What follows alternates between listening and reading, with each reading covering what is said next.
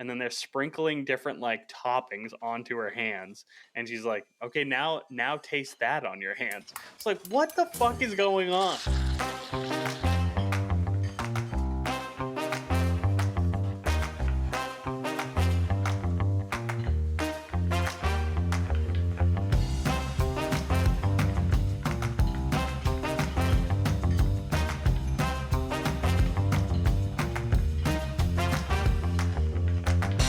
What's going on, guys? Welcome back to Whipped Cream Salmon, the show where we talk about food, friends, and fuckery. I'm your host, Ronnie Sanchez. Joined with me, as always, my co-host, Brian Bastanza. Brian, we just launched the pod. Super excited about that. How you doing? I'm doing great, man. How you doing? Had a pretty fun week. Ronnie and I went to the Slightly Stupid concert on Friday night. That was pretty fun. That's right. It's been forever since we recorded a pod, dude. I've just been like yearning for some pod time, some time on the mic, you know. But yeah, happy to be here. It was a fun week. Yeah, it was a fun week, and like I said, we launched the pod, and huge thank you to everybody that's listened. Got way more traction than I was expecting. I don't know what I was expecting, but I think I set my expectations pretty low, and you guys far exceeded what we were expecting. I think we got a lot of support from, the friends that we do know, but also we definitely got a lot of listeners from, I don't know where they came from, but It's awesome. Yeah, it's super awesome. We wanted to make it a habit of just kind of like shouting out, every time we get listeners from a new country. So this week we got Germany, Sweden, Egypt, the Netherlands, and New Zealand. So let's go. Round of applause. Thank you guys so much. Really appreciate it. I really appreciate the support. It's been great. I've been getting texts from all sorts of people. It's been really cool, and I've been excited to get it rolling, and the support's been awesome, and I think it's been received better than I had hoped. So, and like I've said in the past, like I think we're getting better. So let's keep it rolling, keep the pace up. And I think the episodes that we have out so far, in my opinion, I think those are our worst episodes. So if you enjoyed those, we got good news that the future episodes are in our opinion a lot better. Yeah. So we're learning, we're figuring it out. We're getting the cadence of the conversation down, so that's been fun. Yeah, super fun. And if you are listening from one of the countries that we shouted out, hit us up on Instagram, Whipped Cream Salmon on Instagram, or you can email us at whippedcreamsalmon@gmail.com and say what's up. We'd love to hear from you. Yeah, and like we want to hear like stories from listeners. We want to hear like all sorts of stuff, and if you hit us with something that's worth talking about, we will for sure bring it up on the pod. I'd say without further ado, let's crack some beers, Brian. Let's crack some beers, y'all. We need people like drinking. We need like people listening to be cracking beers. I hope that's the case. Yeah. On your morning commute, just crack a cold one and. Yeah. On the train. I mean, don't drive drunk, but you might spill your beer. Ooh, it's foamy. I picked this one up today. This is actually from your neck of the woods in Charlotte. The brewery is called Resident Culture. I don't know if you're familiar with that one. I am not. But the beer is called Subtle Shade, and it is a Saison. And I brought a glass. Oh, nice. I'm feeling a little fancy. Oh, fancy. Ooh. What do you got? I'm cracking a Biscuit wheat. It's from Full Steam Brewery, and they are from the South, somewhere in the South. Duram, actually, your neck of the woods, Duram, North Carolina. Oh, yeah, look at that. That's great. So you said you hadn't been cooking too much this week. Yeah, no, I didn't really cook that much. We've been running around doing all sorts of stuff. I didn't make any headway on your food competition? Not competition. Challenge. The country food challenge. Now we pushed it back a week, so I'll be on Israel this coming week. Okay. That night I just had a rough night at work, or a rough day at work that day, and just was like Sammy, I'm gonna make some pasta, some dried pasta. Just dried pasta and red sauce that I had in there, so that was pretty good. Yeah, nothing really to write home. I don't know about you, but like I definitely, if it's just so Sammy was like dog sitting for the weekend, so she was like not at the Oh, that's house.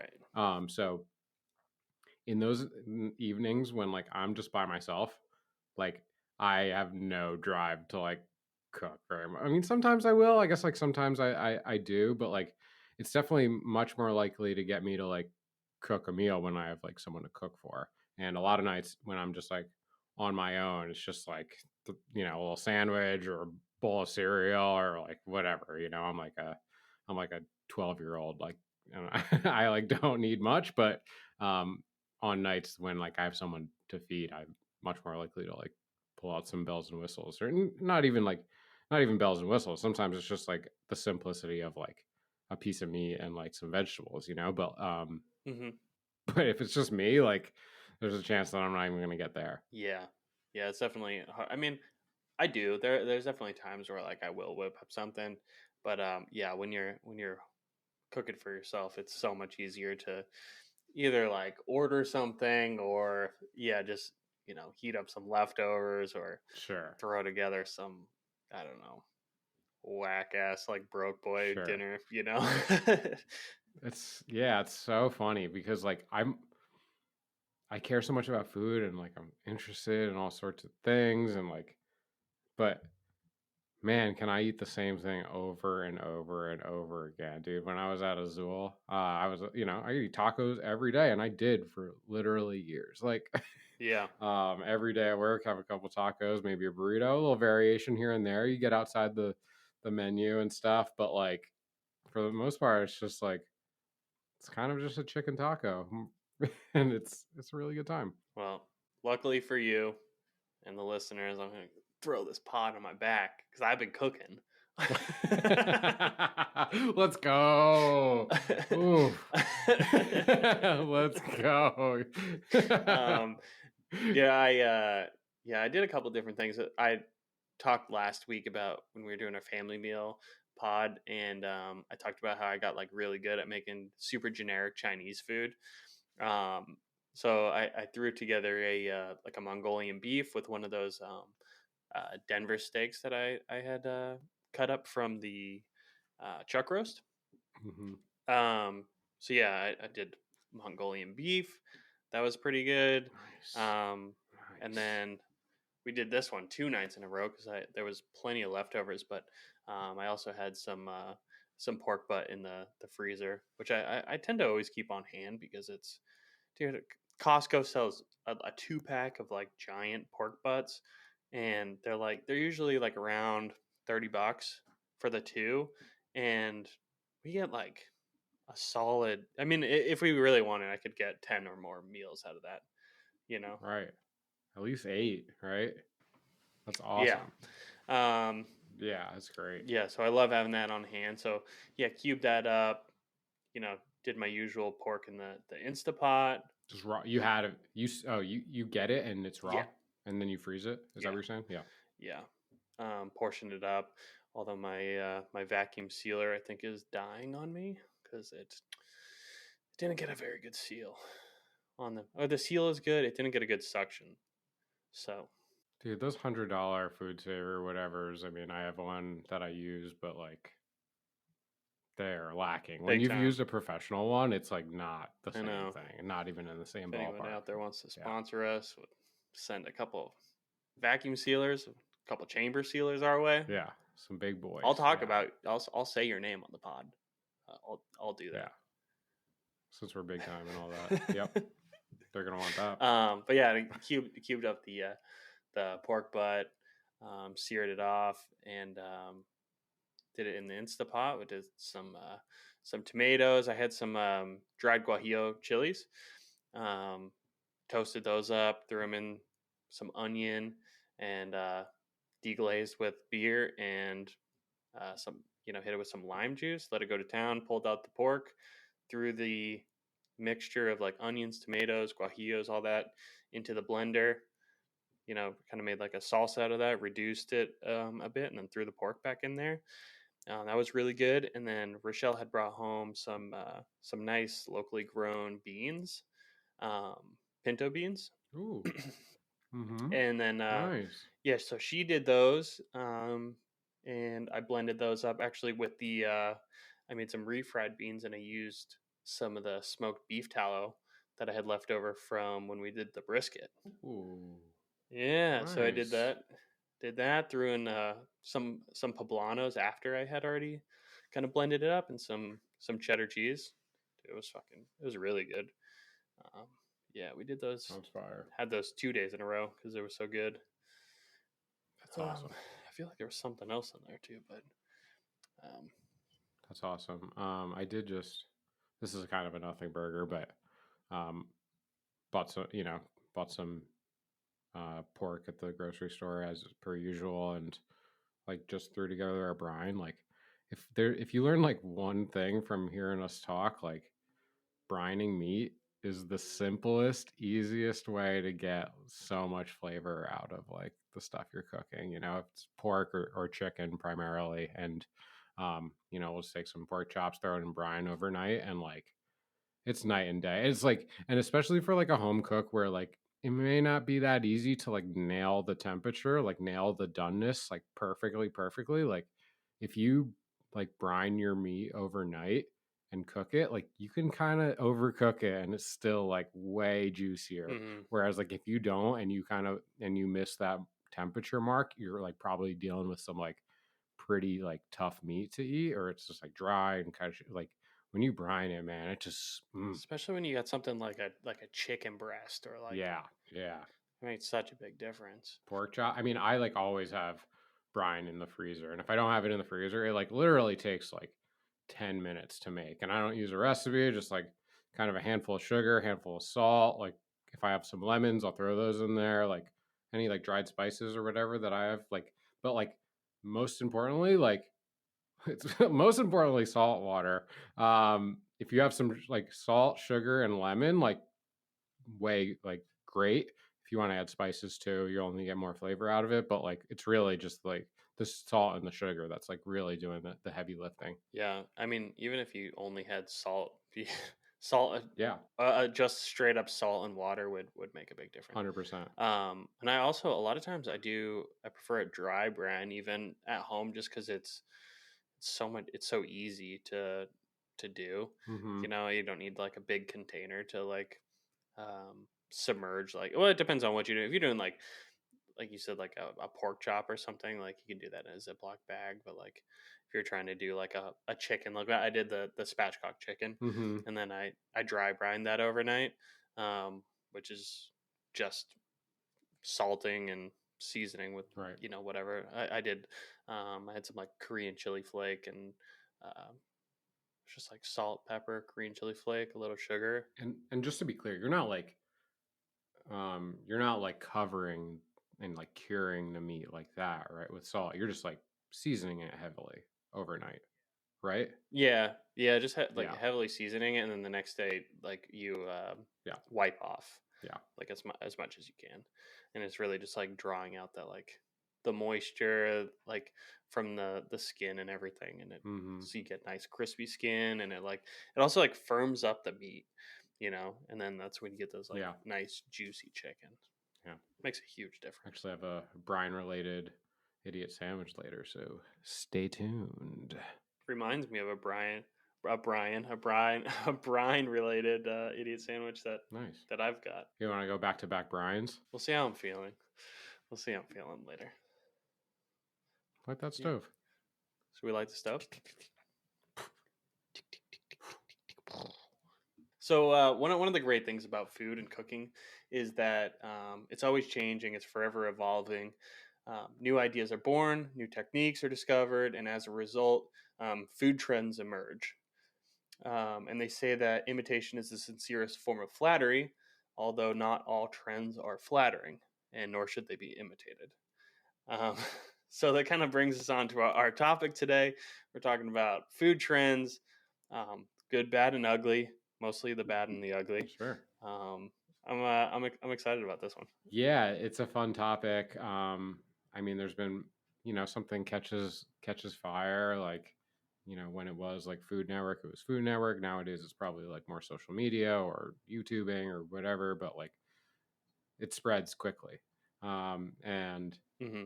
you'll see stuff popping up in all the restaurants, and everyone's like sharing these ideas, and it can be really fun. And it's fun to like follow it from like a close level to like, oh, like you're like learning and everyone's leveling up. I remember like the what is it, the caviar, like the apple caviar and stuff, when that was like made super famous and stuff. That was some like Jose Andreas. Oh, like the molecular Yeah, molecular. I can't even say it. molecular gastronomy. Molecular just gastronomy, whatever. Molecular. Um, I mean, I don't think that.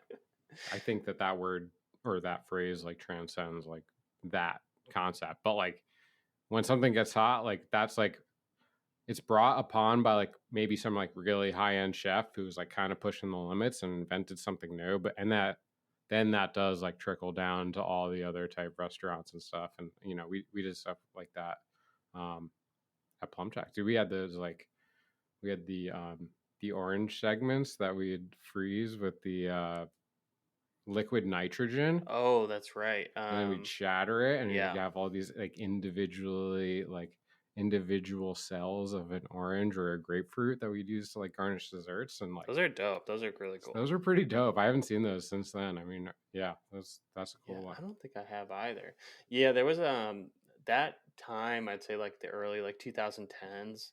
It was fun. Yeah, molecular gastronomy like really took off, and like I feel like everyone was doing it. And then like I don't know how much of that we had at Plumpjack. There was definitely some, but It was accents. It wasn't like we yeah, weren't yeah, that yeah. type of restaurant. We were. No, no, no. It was just like, yeah, sometimes like certain things would be like featured on a dish. Like the caviar balls that you're talking about. I remember we did something like that with it was like an olive oil. Do you remember that? I'm not sure that I was there for that. I think you were. I Okay. can't really remember what it was, but yeah, and I don't honestly remember how it's made. I'd imagine there's some kind of like gelatin or something that's added to it, and then Mm-hmm. you like in a like a dropper, you like drop real slow like individual balls or drips into like ice water, and then it like hardens or like firms up, and then you get these like caviar like Oh, that's pretty cool. balls.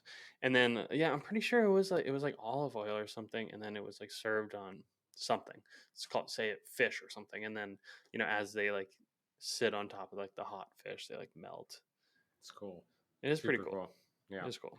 I mean, yeah, you're like that era that you're talking about, the 2010s, or like, um, I think that's like when like Chef's Table became popular, right? Like the Mm-hmm. Netflix series Chef's Table, like became really popular, and like through that, like I think is it season one where they like go into like Alinea and they start showing like all the fun stuff that Alinea is doing, and like really like not only pushing the limits like culinarily, but also like the experience of going out to dinner and like really doing stuff to like surprise the diner, and it's funny Yeah. like you and I are like very excited about that. Like I've told people about that who aren't like ultra into food, and they're like, I don't want to be fooled when I'm at dinner. Like they had that dish where they they took tomatoes and they made like a really like dope tomato puree, but then like with some aspic they like put it into a mold that made it look like a strawberry, and like they served these like really like looking like strawberries, and people would eat them, and it would be a tomato. It was like tomato with like basil was like the top of the strawberry, and Yeah. like it's just super dope stuff for sure. Yeah. So it's like some people I've told about that, they're like, oh, I don't want that. Me, I'm like, dude, get that. Yeah, I want that kind of experience. It's super fun to me. Right. Yeah, and that's like a totally different and like unique experience. Like you're not going there to like because you're hungry. Yeah. Like it's the same way like I don't know, it's like going to an art gallery. If like that's what you're into, like you're going to like see something different, experience something, like invoke, emotion. And Sure. yeah, like you're not you chances are if you leave like in a linea, you're probably gonna need to like stop and get some French fries on the way home or something. Yeah, and that's okay. It's just it's different. That's what it's about. Or it's Right. not about like filling up. Even though you're gonna get like 30 courses or whatever. Sure. That's true. Yeah, you might eat like the 15 course tasting menu, but they're all like 2 bites, and you're like, yeah, I mean, probably fired up from the experience. I mean, I've never been there, but yeah, also just like, yeah, it's okay to stop and get some tacos on the way out. Yeah, it's always okay to go get tacos Yeah. every day, actually. But there was also a show. It was on PBS, and it was narrated by Anthony Bourdain, but I think Dave Chang was like the like host of the show, and it was called Mind of a Chef, Hmm. and he brought in like all kinds of different chefs, and I remember, gosh, I want to say maybe it was Wiley Dufresne, but I'm not positive on this one. But he had like these chefs like showing all different kinds of ways to like cook an egg, um, and he like took, gosh, I don't want to like bastardize with this because it was really cool, but he like took all like basically like remade an egg, but he took all like the yolks and like put it in this like cylindrical like tube, and then I want to say it was like sous vide or something to that perfect like jammy consistency, and then Mm. it like sliced it and like spread it or something. It was super dope. But that one of the other guys, he also like he literally like remade an egg where it was like the white was like a coconut custard or something, and the yolk was like mango something, and then actually like had like a shell on it. And the way that this was served was they would like walk out just like the egg in their hand and just like drop it on your plate, and then the egg would like shatter, and then you could take the egg shell and like scrape up the yolk in the cream. They would like the server would drop the egg on your plate. Yeah, That's so fun. yeah, That's super that's cool. super fun. Yeah, and I just remember seeing that. I'll have to go back and rewatch that because it was really interesting. Um, but I remember they were like, you showing them all the renderings and renditions that they went through to like make something like that happen, which I can only imagine it's got to be super difficult. Yeah, that's super cool. I wouldn't even know how to go about making something like that. It's funny. I think about this a lot, but like, we're like, when you learn like French technique, you're kind of like taught like this is the way to cook an egg, right? You're like, okay, this is an over easy egg. This is a sunny side up egg. This is how you make an omelet. There's no color. There's like there very like specific rules as far as like what is like a proper like egg cookery in French technique. Um, but you get outside that world and you're like, oh, you can do it a million different ways, and it's awesome. And try it this way, try it this way, try it this way, and it's really fun to see how different like different countries, different like regions like do different things. I mean, like ingredients aren't always shared amongst everywhere, but like so many techniques, whether they were like originated in one area or not, or sometimes like I think places like different regions just emerge with similar things, right? Like everyone has wheat, so like everyone has like some sort of bread, whether it's like a flatbread or like a bread or yeasty or whatever, right? And Mm, it's it's cool to see like the variation and all that. super cool. Yeah. Yeah, I know for the longest time, as a young cook, I totally bought into like the French style of like this is how you cook an egg.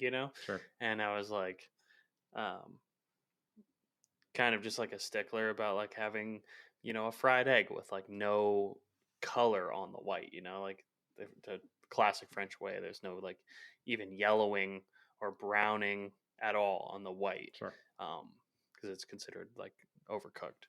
And then now where I stand on that, like, like in a lot of Asian cultures, like they'll like pan fry or like fry up an egg like in a lot of oil in the wok, and it's like super crispy and like very dark, and that like white gets like puffed up. Yeah.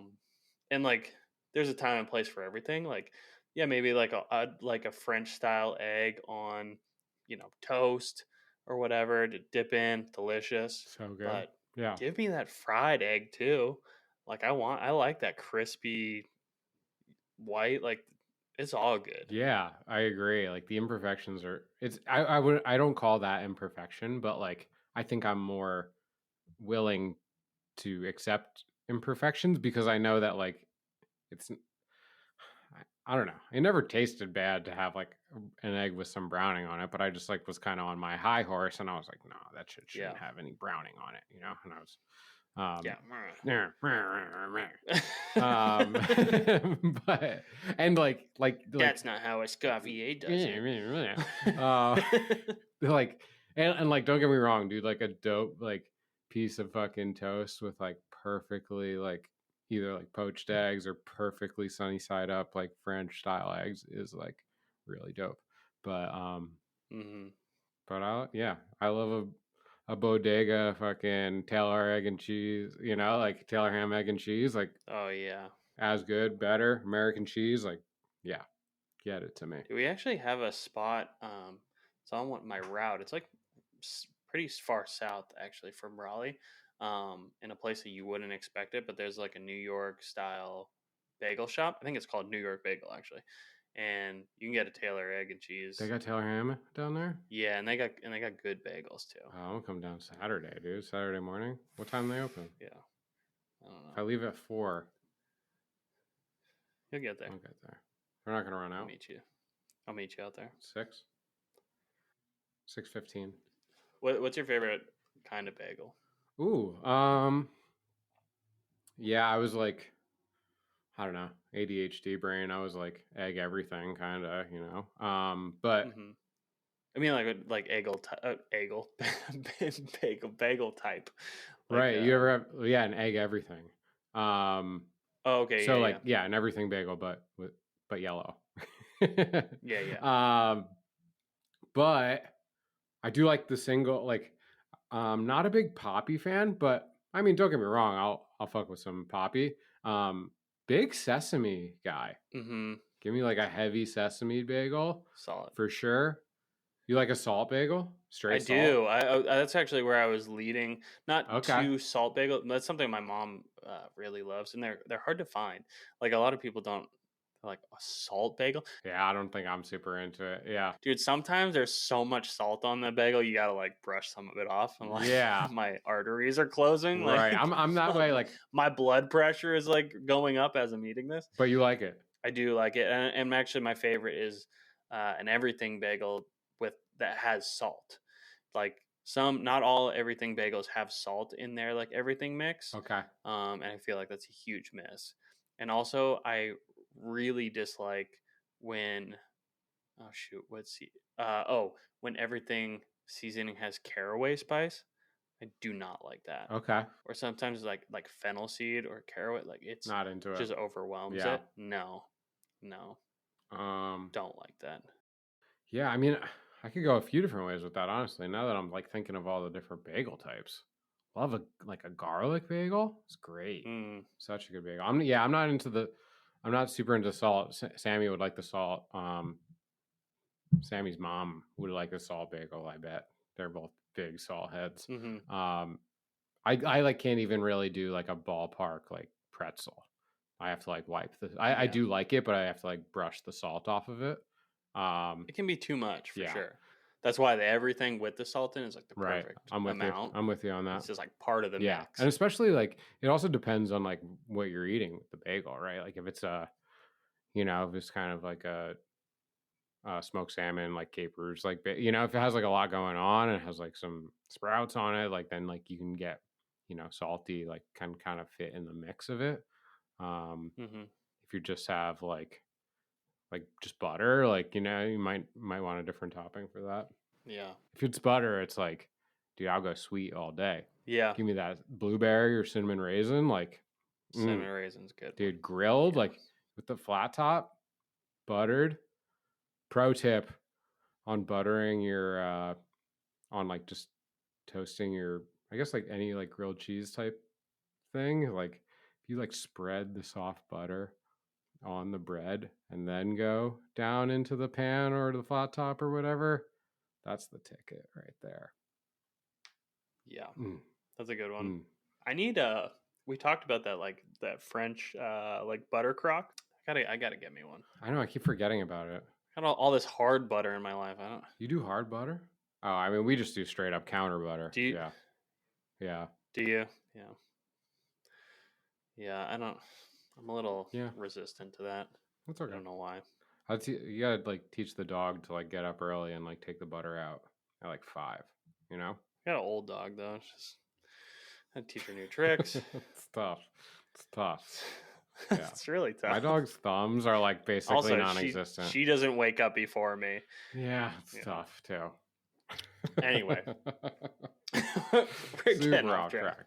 All right, so we were talking about the food trends, but speaking of Dave Chang, actually, he makes a really good point, and he said that bad trends are usually good trends that got watered down into really bad, overdone trends. Great quote. Just like hearing a song too many times on the radio. It's like, man, I love that song Monday before the radio blew it up, and it's Wednesday, and I'm sick of it already. And not only that, but like, it's not like you're hearing the same song being played by the same professional over and over. You're hearing it get like, why? Oh yeah, no, it's like different renditions of it. Yeah, the like shittier. Like every artist on the radio until you got like the local like acoustic guitarist at the bar who's like has his voice cracking and he's singing it, and that's what you wind up. What winds up on the internet at least, right? And you get Wonderwall. Yeah, shout out Oasis, friend of the pod. Yeah. Yeah, so it just gets like boiled down, but like what the dish that I don't know if I could really call it a dish, but the thing that like sparked Brian and I even wanting to have this conversation is I had brought up aspic encased foods, which you were a little unfamiliar with, but like back in the 50s, for some reason it just became like super popular, and I think even like it went through like all the way to like the 70s, but there was like all kinds of like aspic, or like if you don't know what aspic is, it's jello basically, but it doesn't all taste like jello. More specifically, it was like meat. Yeah. Well, is it specific? Is aspic jello specifically savory? I don't know. I mean, it could be. Well, I think aspic is like kind of is the gelatin, but like I think what we're talking about and like the 50s food trends were like, dude, it's so gnar, but it's like a casserole in a fucking turkey dinner. Yeah, it's just like and it's like served in like, or it's made in like a bunt pan, and then I can't even imagine if, dude, it's got peas and carrots and green beans and turkey, and like all these things are just cold inside of a jello mold, and then the jello is like presumably like chicken stock, right? Yeah, that's exactly what I think it is. I've never like had one. Some of these pictures, when you just type in like aspic to Google and you just see some of these pictures, it's some of the gnarest, grossest stuff that like I've ever seen. It's like nightmare fuel. Yeah, dude, jello chicken stock with peas, and like, dude, I seen one with like hot dogs, and they were all like laid out like beautiful hot dogs and peas and carrots, and like, oh my god, like, can you imagine coming home from work and getting like and like seeing that on the table and it's just like wiggling around, and you're just like, let me get a slice, cold, hot dog water jello, like. I mean, I fuck with some dirty water dogs, but you give me a cold jello dirty water dog and I'm going to fucking puke. Yeah.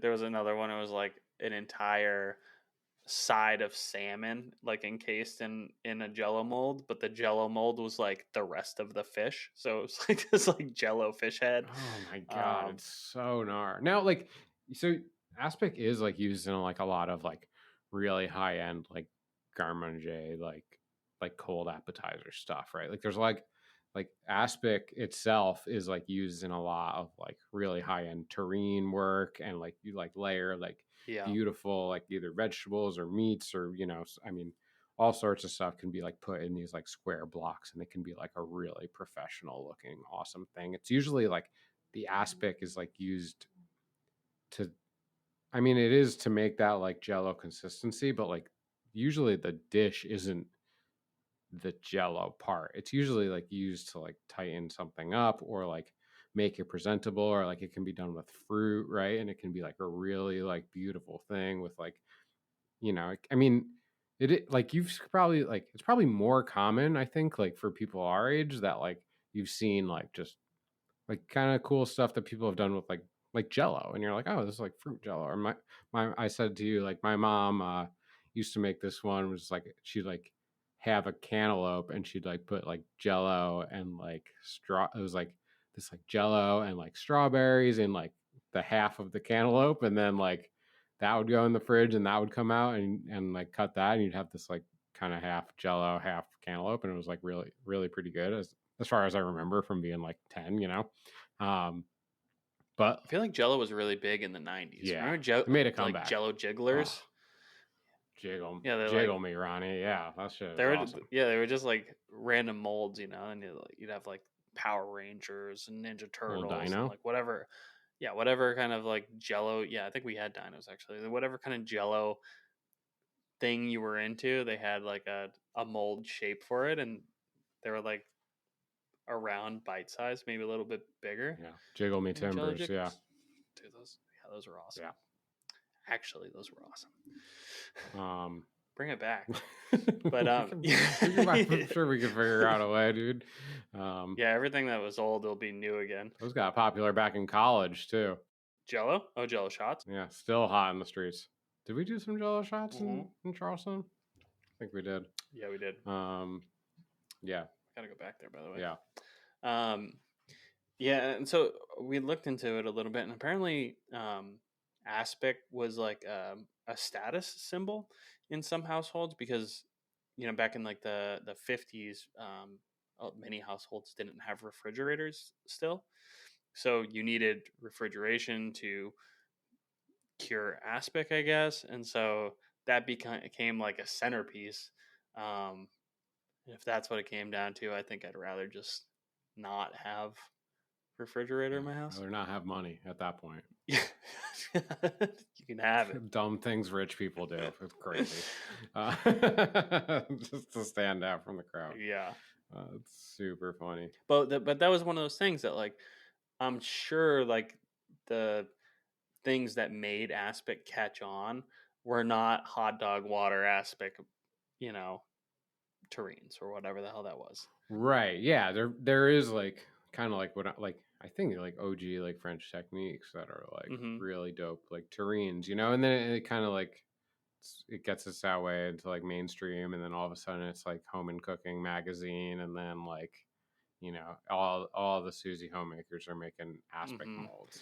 They're big hair. They're big hair. I just remember this guy. There is somebody. His like YouTube channel is like making old recipes that like people like will like submit to him or whatever that they dig up from like old magazines. I should look that up. There's some like wild recipes, really wild. That's fun. That's actually fun. I have one of these books over here is from like I don't even know. I think it's from like 30s or 40s. Super old. That's so fun. Yeah, and I mean that's one like fun food trend. I mean, there's been ton of like different food trends that have become popular over the year. I mean, deconstructed food is like very popular, right? Like you have like instead of having I don't know apple pie, right, where you have like a slice of apple over here and some crust in a pile and some like it's just like I don't know. Yeah, that was really big. I'd say at the time that we were working at Plumjack too, and it's not all bad. Like there, sure.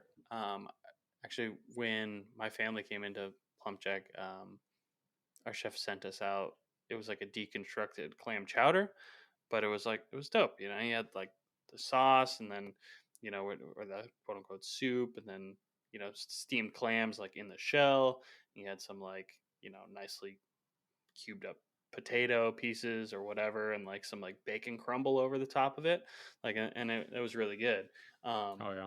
But yeah, it definitely became a thing where like everything was deconstructed. You watch like any like Food Network show, and it's like, oh, what do you have presented for us? Or like, oh, I have a deconstructed club sandwich. I'm like, you know, I'm basically It's like it's like some turns bread into and like a some lettuce. build it yourself sandwich. You know, it's Yeah. like not everything needs to be deconstructed. Not everything is like a good idea either. Deconstructed cheesecake, just like a slice, It's just the like ingredients. it's just a can of cheese whiz and some Salisbury steak. Yeah, Oh it's my funny. gosh.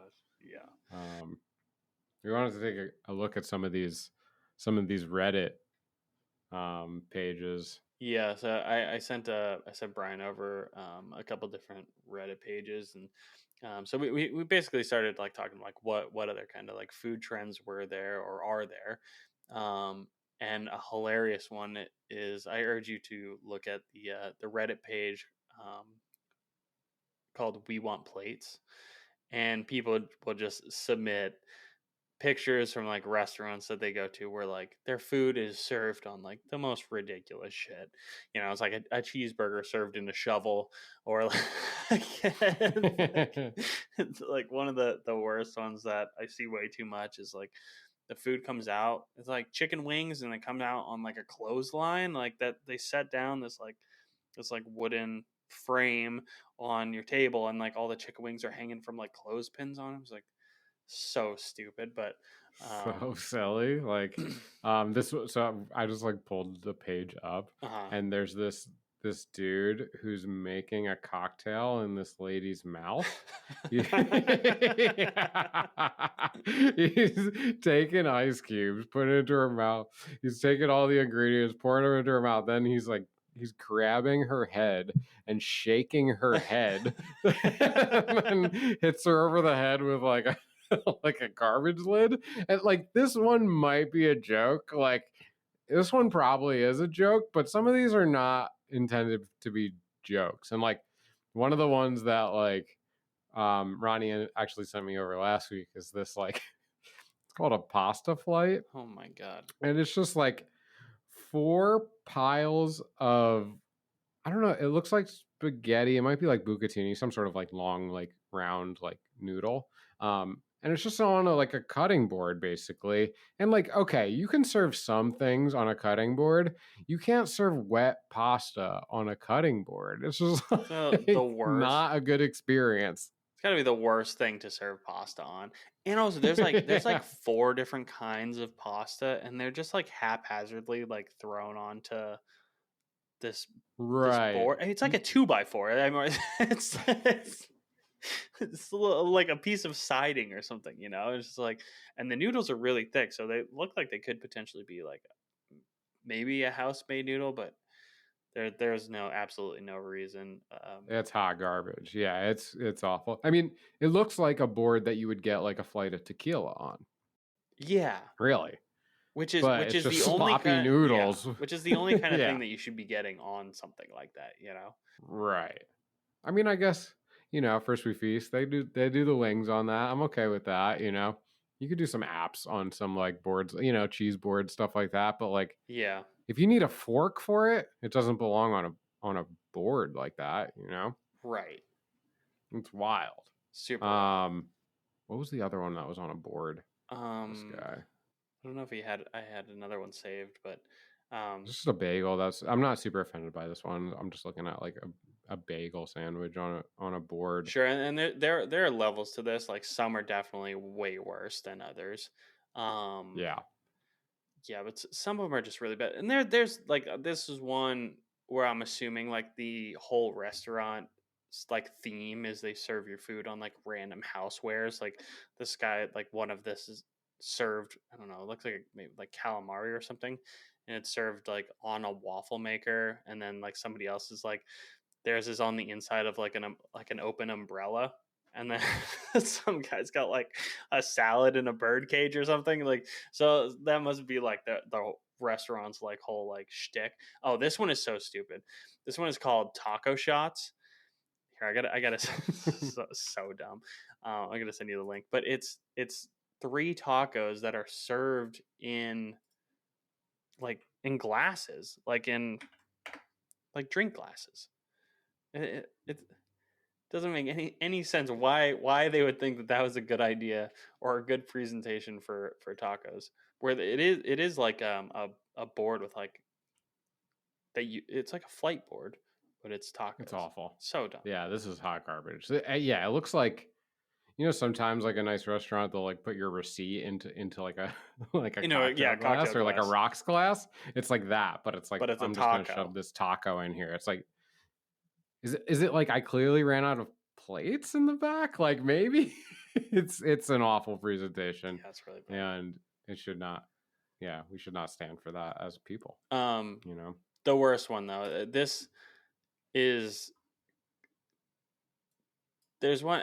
I'm guessing it's like some high end Michelin star restaurant, and there's this girl. She's like all dressed up, and the server comes over, and she's like, has her like put her hands out over an empty plate, and she proceeds to pour what is presumably like white chocolate all over her hands, and then she's like lathering her hands together like it's soap, and then they have her like lick her hands, and then they're sprinkling different like toppings onto her hands, and she's like, okay, now taste that on your hands. It's like, what the fuck is going on? How much are these people paying to be licking random like She's like, why like are we smelling doing it? this? It's so good. Oh my God. And then what? They then they take it with a spoon. They like take like, is it like vanilla bean?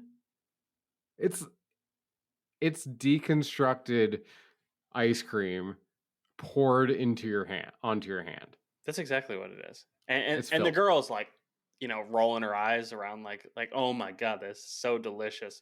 It is You're a filthy animal. Yeah. absolutely filthy. Yeah. But the best comment on that video, this guy says, "May I introduce you to Indian street food vendors?" We've been having some fun looking at some Indian street food vendors for sure.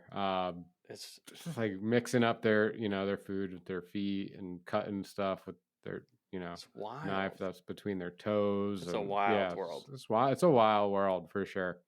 I was listening to some people talk about how much they liked that, or at least liked the food that was the product of that. I'm having a hard time wrapping my head around like if I can get into it or not. Yeah, it seems a little gnar for me. Yeah, I mean, I don't know. On the streets of Bangkok, like there was definitely some like questionable food safety. Sure. See like a bowl of some kind of ground minced meat that's just like baking in the sun. Like, maybe I'll not eat from that one. Yeah, you're just a little choosy. Yeah, when I've seen some videos like the streets of India, and the guy's that video, he's got like holding a knife between his toes, and he's like pulling chicken across the knife with his hands. Like, why are we on the ground? Why is the knife in your feet? What are we doing here? Use a cutting board, please. Please use a cutting board. Like, it doesn't seem any easier than using a knife with your hands. There's absolutely no way. I can't imagine that makes any more sense from a productivity standpoint. No. I don't know. Maybe that's trendy in India. I have no idea. What else we got? Oh, this one. So I've seen this a lot. I guess I've seen this a lot, like on like Instagram, right? Where like I've seen it's like a burger, and there's like a ring mold around the burger, and then the server pours like cheese liquid on top of the burger, and then they like lift the ring mold, and then the whole burger just gets covered with cheese, which like, I mean, I fuck with some liquid cheese, don't get me wrong. Sure. But like, I don't know, that doesn't seem right. And that this video just made me think of that. And the video is this, the server comes out with a plate, and it has a wine glass face down. And in that wine glass, there's some pasta, right? I don't know what kind of pasta, maybe. Rigatoni, maybe alla vodka. And so it's upside down on a plate. There's pasta in the wine glass, and on the bottom of the upside down wine glass is like the grated Parmesan cheese, and the server lifts up the wine glass so that the pasta spreads through the plate and then gets the cheese on the way out. Gonna tips over the top of the wine glass so that the cheese falls on. It's like, I don't know. I guess that they thought that would be like some like sexy presentation, especially the way he like as he like pulls up the wine glass, he like spins it, but then the pasta just falls onto the plate. Like it doesn't look nice. Right. It's not like a beautiful stack of like, I don't know. I like there is a concept of like food presentation of like height, right? Like, you want to like build like height on top of something. Yeah. When you're like serving like a salad, you don't like just take the salad bowl that you just mixed the greens in and you don't just like lay it flat on the plate. Like you take some and you put it in the middle and then you put more on top of that and more on top of that. So it's like this nice tall stack of something. And this just winds up being this like flat mess of pasta. And it's like, that didn't go well. I don't know. Like you could have done better just by, I mean, and not that like everything has to be stacked high by any means, but like No. obviously they're going out of their way to do some sort of like table side service for this dish. And it Yeah. doesn't hit. This shit don't hit at all. It's funny. Very funny. Yeah. I'd have a very hard time keeping a straight face. Could you imagine if you were out and like this and you got served this? Can you imagine if you were out and you ordered the one thing on the menu that they do that to? Everybody else, you're at like a business meeting, right? Like a professional business meeting, everybody gets their plates, sitting down normally, and then they come and make a fucking scene with like this wine glass presentation like, just for you, and everyone at the table's like waiting for this to end. They're like watching you as you're like plating your pasta. So silly. Dude, and it's like, I mean, dude, there's nothing wrong with like a plate of like dried noodles and some Parmesan cheese, but like if you do that, like it should be in a regular bowl and it should be served to me like a human being, not like Right. what are we doing? At least put it in a pasta bowl, not on a flat plate. So dumb. So good. One thing that I absolutely hate is the curly parsley. That's one thing that like it's definitely like more old school. Like a lot of diners and stuff. You get the fucking, I don't know why I got a sprig of curly parsley on my burger plate, but like, well, okay, thank you. The worst is like the seasoning of the rim of your plate, fucking parsley on the plate. Yeah, I think I want to say cheese. Yeah, I want to say the country club that I worked at when I was a kid, where I was a busser. I'm pretty sure they fucking put chopped parsley on the rim of every single plate that went out. It's like, why? Why was that a popular thing? I'm like, oh, it's for color. I'm like, yeah, you're not eating the plate. What the? Why are we seasoning the plate? It doesn't make any sense. We did that at the burger restaurant I worked at in high school. We did that. I don't think we didn't do parsley. We had like a cheese rimmed pasta, right? Like it was like a deep bowl of pasta and then we had like a cheese rim. And I like brought that with me to culinary school. We had like a day like skills 1 or skills 2, and I was like making like a pasta dish, and like our chef was just like, yeah, plate it like whatever you want and we'll see. And then like, so like I like made my pasta and I put it on there, and I like rimmed the bowl full with like the parm that was supposed to go on top. I mean, and like he was like, yeah. He's like, if you learn one thing from this school, you do not put fucking cheese on the rim of this fucking plate. I remember one of the cooks somewhere I was working. He did that with the parsley, and I was like, I sent it back. I was like, dude, replate this shit. It was like the 80s called. They want their parsley back. Get this shit off the plate. Or just like a slice of orange and like a piece of parsley on every single plate. Yeah, it's funny. Right, that was a big thing, like 80s, early 90s. Like I think it's everything still you got. You still get that. Is it still? Gosh, I haven't seen that in so long. So there are a lot of places of like, there's a lot of restaurateurs that like aren't necessarily like foodies, right? They're like, oh, like I want to work hard at this business. I feel like I know like probably a handful of people that like have opened up like breakfast places. They know good breakfast, and they serve good breakfast, but they like don't really like follow like food in that way or like have experiences in that. So I feel like at those kind of places, like you see a lot of like the the little orange wedge that's kind of twisted. I mean, I don't know. It's fine. You see, if you get that at a diner, it's not going to offend me. No, and I'll probably eat it. Yeah, Especially if it's at a diner. yeah. I mean, it's more so like the non-functional garnish at like a high-end restaurant. That's like kind of cringy. Well, I think like the like curly parsley, In particular, elevated to become microgreens on everything. 100%. Like Yeah, the microgreen is like the modern day curly parsley. sure.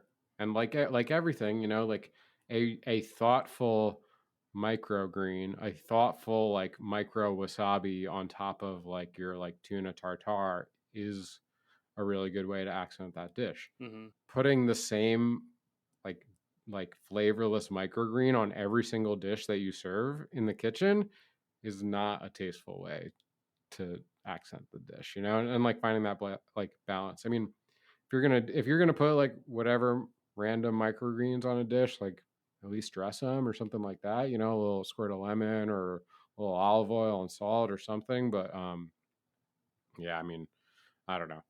I think that got like drilled into me at school. It was like non-functional garnish like doesn't really have a place on the plate. Yeah. One of the restaurants I walked into, they were bad about the micros. Like fucking every single plate had, bull's blood or whatever. Fucking what? And it honestly, it just became like, yeah. I mean, try to use the one best suited for that, but if we don't got it, just fucking throw on whatever ones you got. Yeah. It's like, why? What are we doing here? We did that at PJ's too. I mean, dude, it's yeah, kind of. We did and we didn't. I mean, I feel like Jack was also like pretty against that. Jack was against it. I thought that other people that were like higher up, like some of like the ownership was like wanted it. Maybe I don't want to misspeak, but I definitely remember like I thought that there was like, because I know that Jack feels strongly about like no functional garnish. Like why would we? And I thought that was something that he butted heads on. That could be, and like no, I'm not putting that shit on my plate. Like if it makes sense, then it would. But other than that, maybe eventually he like put his foot down on it and was like, and then we stopped doing it because I feel like that's when I did go to that kitchen where they were putting it on everything, like I feel like that was something that like really stood out because I came from PJ's where it was like we don't put this on there. Yeah. But I know that we did have microgreens, but yeah, again, it was like, yeah, fucking micro cilantro on like some on a Mexican taco, Mexican flavored thing or whatever, where it worked. Yeah. Not just because it was like, oh, it needs some fucking green on top too. Yeah. Yeah. And like for every place that there is like a non-functional garnish, there's probably an opportunity for some functional garnish that like does add to the dish, right? Like absolutely. So we like that. We like functional garnish for sure. There's all kinds of. We want things to be beautiful. That's not the intent of what we're saying at all. Yeah, just gotta taste good. Yeah, and also not waste money because microgreens are not cheap. Yeah, so expensive. It's crazy. Predating, I think the microgreens is the balsamic drizzle on everything. Everything. Yeah. I want to say, didn't we? I feel like it was one of the PJ's holiday parties at one of the restaurants they had us go to. I feel like there was like a teriyaki drizzle on. I may be misremembering, but I feel like I remember like us sitting at the table and like, being dicks, really critiquing the food. Yeah, and like, of course. There was like a drizzle all over the plate. And we like licking. I was like, "Is that teriyaki? Putting teriyaki on my mashed potatoes? What is going on here? Where am I?" It's like, yeah, the squeeze bottle drizzle on everything, man. Like zigzag across the plate. Yeah, it's funny because it's like it was like everywhere for a long time. What's funny though is like that. So like we feel a way about it, but like for most people, that's like that like really gets them fired up about a dining experience. Like like doesn't even have to be like what we would consider a high-end dining experience. It's just like something that like, oh, like people are going out to celebrate something and they have this like dish and it's like not even like that great of a restaurant, or it's like, I don't want to say like that great of a restaurant. What I really mean is like not that inventive of a restaurant, and they like get the drizzle and they're like, oh my God. And they're like, blasting it on Instagram. And they're like, look at this presentation. And it's awesome. And I think like that's more of the majority than the minority. Like when like people at the whole, like the funny thing about food and like food being a hobby is like literally every single person eats food. So like every person has an opinion about food, which is like obviously different than other hobbies where like, no one, like not everyone is going to be doing your hobby. So like, I don't know. I think for like 90, I would bet 85-90% of people, like that's something that like they really like about going out to eat is that kind of presentation, Yeah.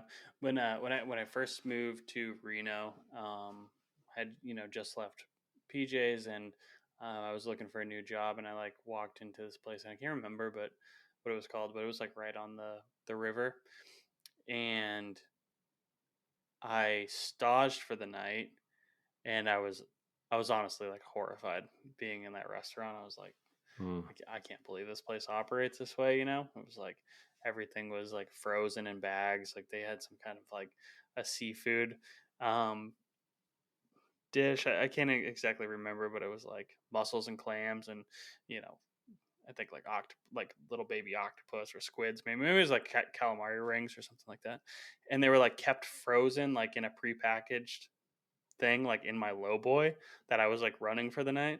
And like one of my jobs was like whenever this order came in, I was to like pull out one of these bags and cut it open and hand it to the chef, and he just like squeezed it out of the package into the saute pan, like with the like frozen liquid, whatever the frozen liquid was inside of that, and like covered it up and steamed it. I was like, dude, get me the fuck out of here. But I was like on Garmo that night, and so one of the desserts, it was a Klondike bar. So you Klondike unpackage a Klondike bar, a straight up Klondike bar. Unpackage a Klondike bar, put it on the plate, and then you unpackage it may be this reversed order, but unpackage a store bought brownie that was like the same size as the Klondike bar. So I mean, like this is a hefty dessert, thick, big fat thick brownie, and then you like kind of like put that turned off center from the Klondike bar, stack those on top of each other, and then you were to take your squeeze bottle of chocolate syrup, which was just like Hershey's, zigzag, cover the whole thing, then take your bottle of caramel, go the other way, zigzag, cover the whole thing, and you were supposed to cover it until you couldn't see any of the brownie or the Klondike bar underneath, and then it was like, God, there was something else on, or maybe it was a white, and then like a white chocolate drizzle. So it was like chocolate, white chocolate, caramel, and then I think there was like a cookie crumble or something on the top. I was like, I mean, probably good. I'd try it. Sure, it's a Klondike bar and brownie. I'm sure it was great. It was an egregious dish. There's no reason for it to have like that much sauce on it, or even to just be like serving Klondike bars on a plate. Sure, it was pretty bad. I served one night there. I was like, I'm never coming back. All right, Brian. I think that we've been ripping on restaurants and poor food trends for long enough. I think it's time for our favorite segment of the week. It's the Idiot Sandwich. Idiot Sandwich. In this segment, we toast to the blunders and bloopers that spice up life in the kitchen. What are you? Idiot. You stupid idiot. I'm an idiot sandwich. You're an idiot. Of all the idiots, you stand alone. Let's go. Why don't you take it away, Ryan? Sure. So actually, this one is I don't know who gets the idiot sandwich on this one. Okay. It's an unknown cook. Okay. Could be anyone. But anyway, we so at Azul, we motored through a bunch of chicken, right? So we have these like big ass Cambros, probably like these I want to say like 3 feet by 3 feet. I don't know, man. I mean, they're like 50-gallon Cambros. Is Oh, that fair damn. to say? Like the big Yeah, square, okay. like, you know what The I really mean? big ones, So yeah. we'd like, so we'd like fill those up with chicken thighs, and we would brine those chicken thighs, right? So we would make like 22-quart buckets full of brine. We would take like cases of chicken thighs, put them into these giant Cambros, and we would pour brine on top. And it would sit in there for, minimum of a half a day, maybe 2 days. And, the way that we cooked them is like we just took them like out of that, like out of the brine, Mm-hmm. and they would go onto sheet pans, and then we would just put them right in like the combi oven. And the combi oven, for people who don't know, are like, it's like this half steam, half oven. It cooks things like super fast. It's an awesome piece of equipment for sure. But like this is not fancy, right? It's just like brine chicken, flattened out in some sheet pans, load up the combi oven, pull them out, cool them, and then it would get chopped up later. Like, so we would do all that. Then we would like chop the chicken. I think we just chopped them in like RoboCoupe attachment, and then those would get like pre-portioned to go on the line. Okay. Some of it got pre-portioned depending on, like, we had some that were in like a third, like a hot third pan that we would like make the tacos with, and then other ones would be like cut to be a little thicker to be for like fajitas, right? And those would be like individually like 5-ounce portions, and then whatever. It's not really important to the story, but yeah. So we'd brine all this chicken, roast all this chicken, cool all this chicken, and so one day, like, I like, and I was the one of the kitchen managers there, and I'm running around doing my thing, and it's like, honestly, like it's not like super beautiful like seared chicken, but like that, like salty brine chicken, like fresh out of the combi, is like super delicious, Mm-hmm. And I like rip off a piece of this fucking chicken, throw it in my mouth. I'm like, oh no, whoever made the brine put 0 salt in the fucking brine, and it just tastes like water. Oh, no. It's like chicken, but with 0 chicken flavor, 0 salt. Oh, And it was just no. like and I think it was like 2 of these like giant Cambros that I'm describing, just like Right. full of like, and like ultimately, like, it wasn't that big of a deal. I think like what we wound up doing was just like draining it off, and then just like salting all of the chicken that came Yeah. out. We didn't like lose all the chicken or anything, but like, one, shocking to like put a piece of chicken in your mouth that like you expect to be delicious, and it's just like 0 flavor. Tastes like water. Yeah, right? Like, and like whatever you get out of like the brining process, and like that's like already like, I don't know, we're not breaking rules by cooking chicken that way, but we're like not going to the end of the earth to pull flavor out of this chicken, right? Like, it's just like as basic as it gets, and we found like a way to like make a bunch of chicken taste pretty good, So that was a shocking. So I actually like, I don't really have anyone to award the idiot sandwich with, but I'm, let's give him a round of applause, whoever you are. He's out there. Let's go. He's out there. He knows who he is. Enjoy it. Yeah, enjoy that. All right, so I did have I'd found an idiot sandwich story on Reddit, but your brining story had inspired me. I'll tell a Brian story. Brine it. Okay, so this is the restaurant I was the sous chef at. I was the PM sous. The AM sous was our former pastry chef from Plumpjack. I'm not going to say his name. If you're listening, you know who he is. He I don't know. He trying to be nice. Just be real. Just be real, Ronnie. I'm being real. I'm just trying to be nice. He wasn't a very good cook. I'll say that. In fact, he pretty much never cooked anything at all. He could make like a handful of desserts, and mostly like worked at like the pizza station up there, and he would get like super frantic if he had more than like 3 pizzas on his board, and he'd come like call for someone to bail him out. Had absolutely no reason. He was a fine pastry chef at PJ's, but he had no reason for being a sous chef. Like he didn't know food very well. And so he had been running the demi. When I got there, he was like, "Hey Ronnie, the demi should be about finishing up. Can you take care of that for me?" I was like, "Sure." So I take the demi and I go to get it into the Cambros, and I taste it, and it is unlike yours. Your chicken, it was incredibly salty. It was maybe the saltiest thing I've ever tasted in my life.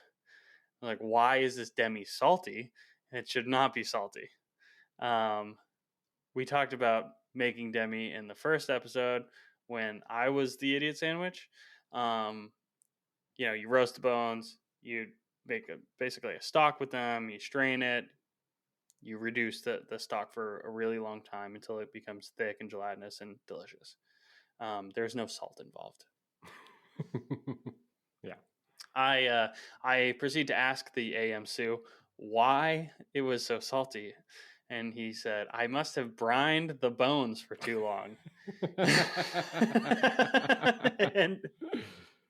And if anybody knows, there's no need. Nobody has ever in the history of the world brined bones for anything. I've never once heard that those words strung together. And so yeah, my jaw was on the floor. The demi and all the hours worth of preparing the demi was ruined. So you know who you are. You get the idiot sandwich. Slap that crown on your empty skull. So good. Two unknown. Two ghost idiots this week. Yeah. Okay. Two ghost idiots. You like that? It's okay. Yeah. But yeah, that's all we got for you guys today. Again, if any of our listeners have their own idiot sandwiches, we'd love to hear them. You can either record yourself telling the story, and then maybe we can upload it into the episode. If you want to send it to our email, whippedcreamsalmon@gmail.com, or if you want to just type it out, send it to us on Instagram, Whipped Cream Salmon. I don't know. There's lots of ways you can get in touch with us, and yeah, we'd love to hear it. We'd love to have it on the pod. Yeah, that would be awesome. Yeah, appreciate it. Yeah, and yeah, just like Ronnie said, yeah, thanks for all the listeners from all over the world. It's been great reception, and we're excited to keep on pumping out content for y'all. So, yeah, great episode, Ronnie. Thanks for everyone for listening, and we'll catch you next time. Later, y'all. Stay creamy.